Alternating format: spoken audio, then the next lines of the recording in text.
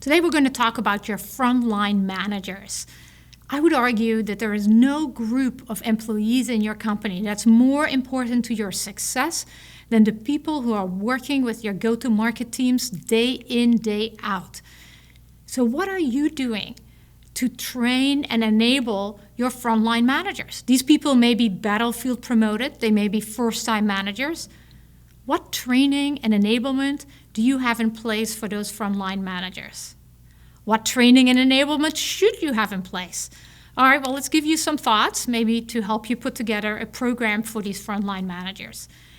Obviously, people need to know how to, why am I writing firing? Seriously, people, how to hire, promote, and maybe sometimes also fire, very difficult skill, in a fair way, their teams and employees, right? So building a team is very important.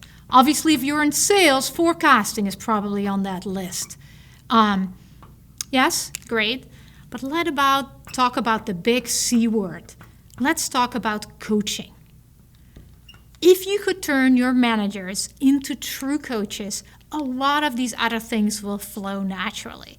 And so if you're going to create an enablement program, a training program for your frontline managers, it definitely has to include turning your frontline managers into coaches, from manage to coach. How do you do that?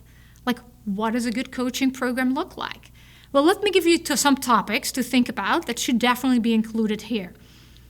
First of all, how to create a coaching culture.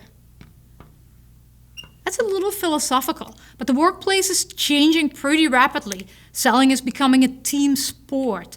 And so what kind of culture you put in place as a manager really has a big influence. So that should definitely be a topic. What culture do you want, and how do you create culture? How do you create a growth mindset and a coaching culture in your team? After that, I recommend you go into very specific skills. Being a coach requires skills. It requires you, right? You have, as a manager, you have certain opportunities to coach people. So what you say and do during your one-on-one, what you say and do during your team meeting really matters. But therefore, it might be good to train your frontline managers on what is a good one-on-one, what is a good team meeting. And I recommend that as a company, you create some templates, some blueprints for that for your company. However, there is a second opportunity. So these are sort of traditional manager-led coaching moments or opportunities, right? You all have a one-on-one, you all have team meetings.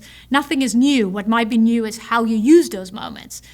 But what might be new is leveraging peer coaching. We're finding that especially the new generation actually benefits much more from learning from each other.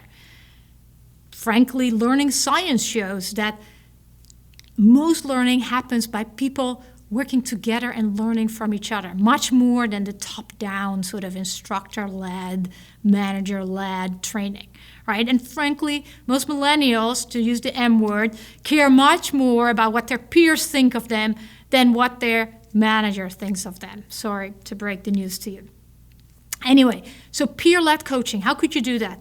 Well, if you create a model of what good look like, maybe for a discovery call, let's say, I can now have people do role play, or I can have people do call reviews and give each other feedback. So as long as I have a scorecard, a blueprint, a framework, whatever you want to call it, for a good call, I can now have people practice with each other and providing each other feedback. And this is a huge relief for most managers, because basically what we're saying that it's not just possible, it's actually better for managers to take a little bit of a back seat. All you need to do is you need to, during your team meeting and your one-on-one, make sure that you enforce practice, that you make sure the role plays and the call reviews have happened.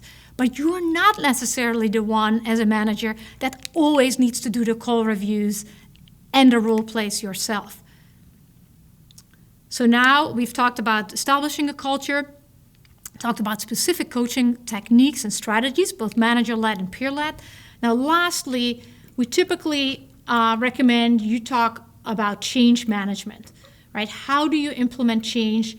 How do you deal with difficult situations, with employees who don't want to practice, who don't want to change, etc.? So handling difficult situations is a very, again, specific skills that every manager should have. So there you have it.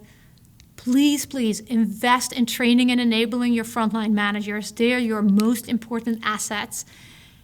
And go beyond hiring, firing, and forecasting, and truly turn your managers into coaches for your teams.